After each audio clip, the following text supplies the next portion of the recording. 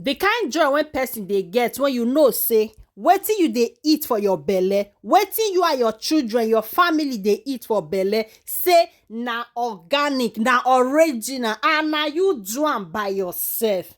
Hello beautiful people, you are welcome back. If today is your first time seeing my video, you are highly welcome. In today's video, my people, we are making pap, aka with the Benin we call it akamu, or you can also call it eko. So guys, I carry myself go market, go buy this yellow corn one that they see. So I carry am reach house, come put am for water, wash am like 3 times. After that one, I soak am for water for 3 days.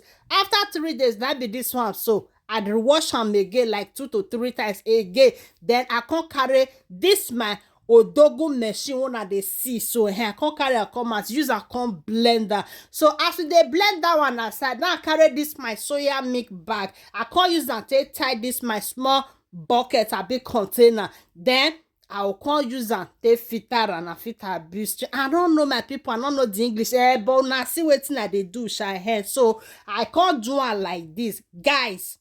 This one na organic pap. You understand? Organic, original, no chemical, nothing, no wetin they call am preservation, abi wetin all of that. I don't know.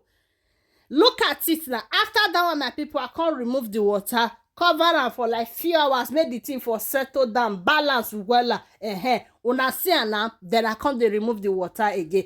After this one now, I go transfer am, put for inside this my soya milk bag. Then press all that water, you go come remove am because na powder pap now we want do. You understand? So if not be say na powder we want do, as you don't do am finish like this, it don't do okay. You put am for water, then they remove the water every morning. Now so we take they do am for Africa that time. But person not get that time for you. You feel forget. And may not go spoil. They will come put am for this hour dehydrator machine, come use and come take dry and all the water go come remove.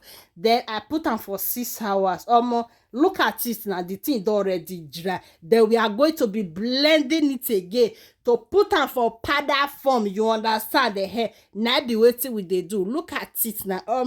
Our original pap, organic pap, is almost readynable. You understand? So I can't blend am.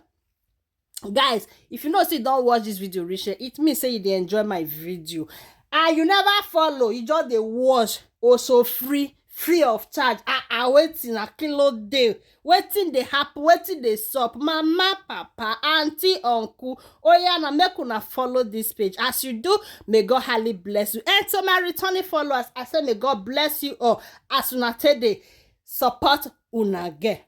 Look at it now. Our pap, our powder pap is readynable. Look at it, my people. I beg Mona give me my flower because I deserve it. So guys, after we don't do our pap finish now, let's give it a try. Let's make it to see if it's good or not.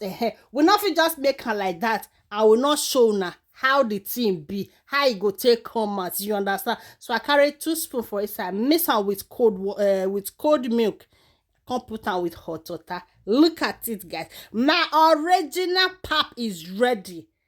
Organic pap is ready. Look at it, guys. Wow.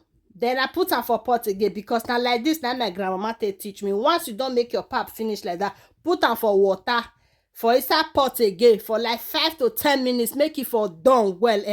So me, I not be person when they like too much sugar. I put just 1 cube, okay? After that one, I add my milk. Oh yeah, now let's go and enjoy our pap with some egg. With plantain. Thank you guys for watching and see you all in my next video. Una abai for now.